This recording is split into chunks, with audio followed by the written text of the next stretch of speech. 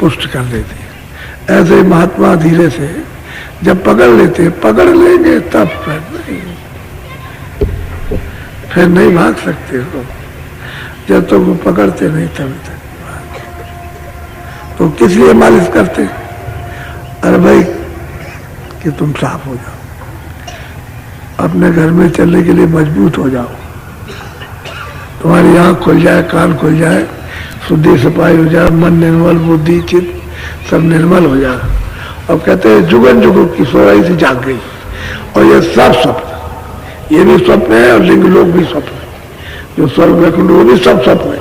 और सूक्ष्म लोग है जिसमें कितने ब्रह्मांड है वो भी स्वप्न है। और उधर ब्रह्म का स्थान है, इससे सबसे बड़ा वो भी सब स्वप्न है, वो ये सबसे बड़ा है। और पारब्रह्म का उससे भी बड़ा। तो कहते हैं कि सब स्वप्न मत हो गया, लेकिन गुरु ने अपने में मिला लिया, अपने धार में मिला लिया, शब्द रूप हो गई, बगैर उसके नहीं जा सके। बोलो। अंतर पाऊं साधरतन में। अब वो कहते हैं कि अंतर में घाट पर बैठ के जब ऊपर गए तो सब रतन जवाहर हीरे मोती है, मिट्टी वाले क्या चीज, कुछ नहीं, वो तो असली रतन जवाहर। अब उन्होंने नाम कहा कि हीरे जवाहरात, ये कुछ नहीं, ये हीरे जवाहरात तो आपकी मिट्टी है, उसका तो कोई मोल नहीं है। वो तो उन्हीं सुरतों को मिलेगा जो गुरु के द्वारा ऊपर चढ़ेगी, नाम को पकड़कर, शब्द को पकड़ करके वैसे नहीं। बोलो। शब्द शब्द संग करूं गवन में। कहते हैं कि शब्द को पकड़ के जिस रास्ते से उतार करके लाई गई शब्द को वहां पकड़ के गई, वहां पहुंची, स्थान पर पहुंची, वहां से दूसरा शब्द पकड़ा, वहां स्थान पर पहुंची, उसका दर्शन तीसरा शब्द पकड़ा, ऊपर चढ़ गए, शब्द शब्द पर तब सुन स्थान पर चढ़ती गई और देखती गई और पकड़ती गई। तो ये पौड़ी बना रखी है सीढ़ी, शब्दों की, नाम की सीढ़ी है। और ये घाट पर इस घर में मनुष्य तन में दरवाजा नहीं मिलेगा तो सीढ़ी पर कैसे चढ़ोगे? वो तो नाम की सीढ़ी है, उसी को डोली कहते हैं, उसी को पौड़ी कहते हैं। नारायण जी ने पौड़ी कहा, पौड़ी का मतलब सीढ़ी, पैर रख कर चढ़ते हैं। अब वो यही है कि एक स्थान से दूसरा, दूसरे तीसरा बना रखा उसको। तो नाम को पकड़ करके चढ़ी और चढ़ के पहुंच रही, सबका अनुभव होता।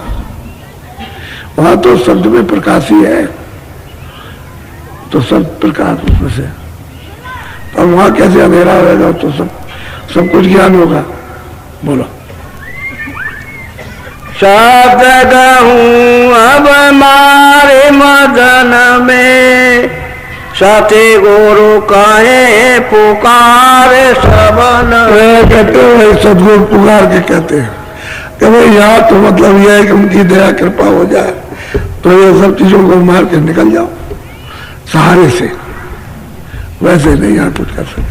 तो असल में बात यह है कि महापुरुषों ने कहा, जब हम पहले कहते थे बगैर कुछ प्रमाण के तो कहेंगे बात कर, ये कहाँ से बोल रहे हैं, किस जगह तुमको समझ में नहीं आ रहा।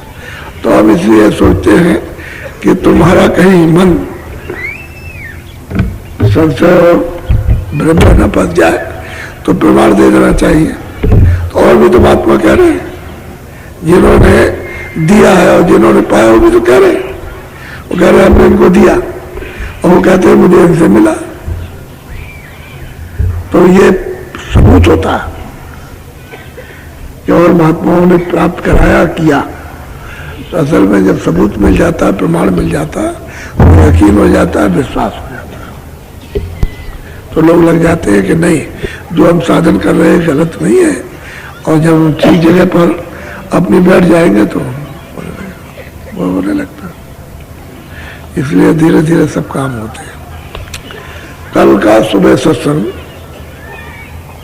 7:30 बजे होगा, कल 10 तारीख है, और 10 से 16 तक 7 दिन का कार्यक्रम है। ये तो बीच में आप हो तो सत्संग तो हम रोज ही सुनाते हैं आप,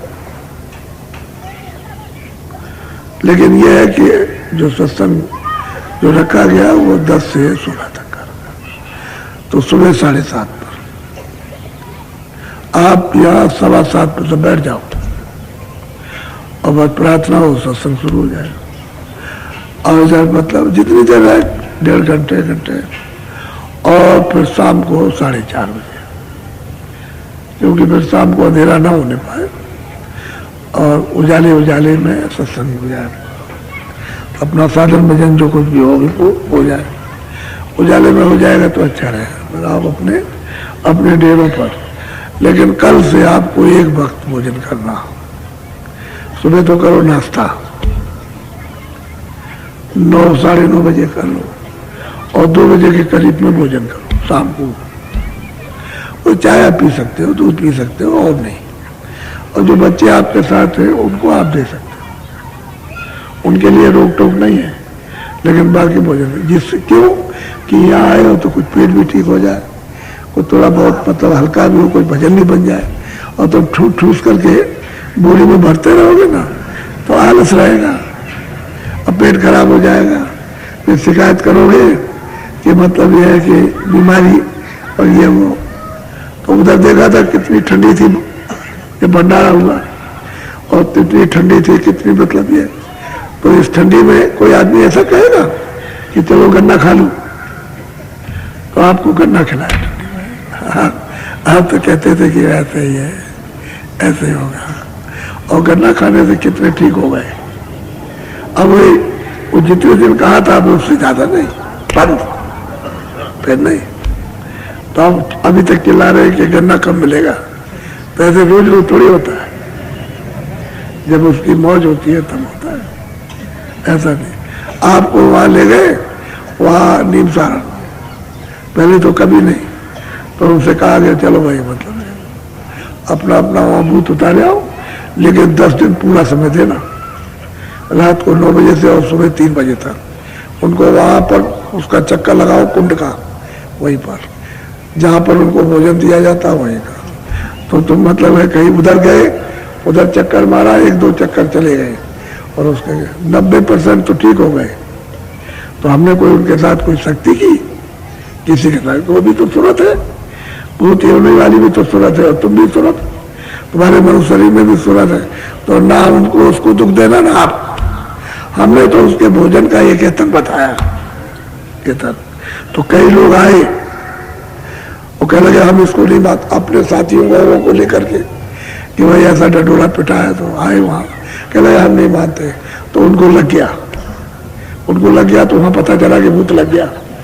जब भूत लगा, कह लगे ये उतरेंगे नहीं, चाहे तुम कुछ भी करो, हमको वहीं ले चलो, वही उतरेंगे, बीच में नहीं उतरेंगे। तुमने ये कहा कि हम नहीं मानते तुम कैसे हो, तो इसलिए वही उतरेंगे। तो फिर वो वहां पहुंचे, और फिर वहां वो उतरा।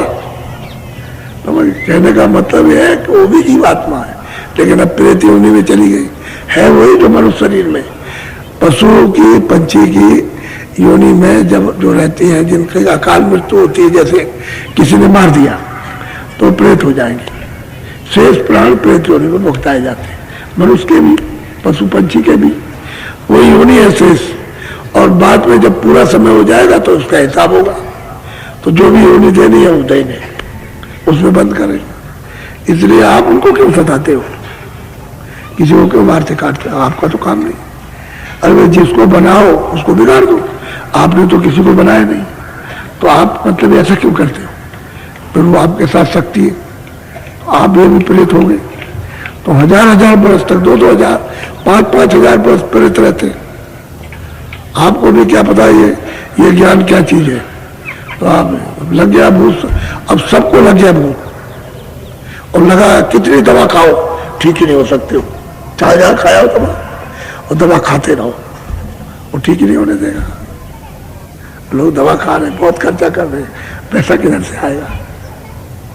इतना दवा में लगेगा तो फिर कमाई कितनी होगी, कितनी आमदनी करोगे, कितनी तनख्वाह पाओगे, कितनी खेती में पैदा करोगे।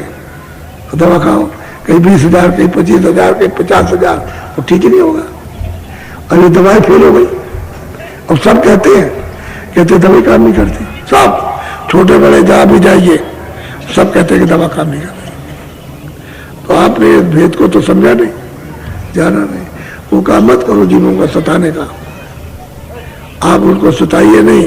जिसने शरीर दिया वो अपने आप दंड दे रहा, आपको बीच में उसके भागीदार बनते हो। तुम अगर किसी को सजा दोगे तो तुम भी भागीदार होगे, तो तुमको और सजा मिलेगी। रामायण गीता सभी कहती है पुराण पुराण, और तुम कोई भी नहीं मानते उसको, तो होगा ही। बोलो जय गुरुदेव। जीवों पर दया करो, हृदय में दया होनी चाहिए, रहम होना चाहिए। जब दया करोगे तो तुम्हारा मन बुद्धि चित्त है अंतःकरण तब तुम्हारा साफ होगा, निर्मल हो। दया जीवों में जैसे हमारे जैसे सब जीव है, उनको भी उतनी तकलीफ है, पशु पंछी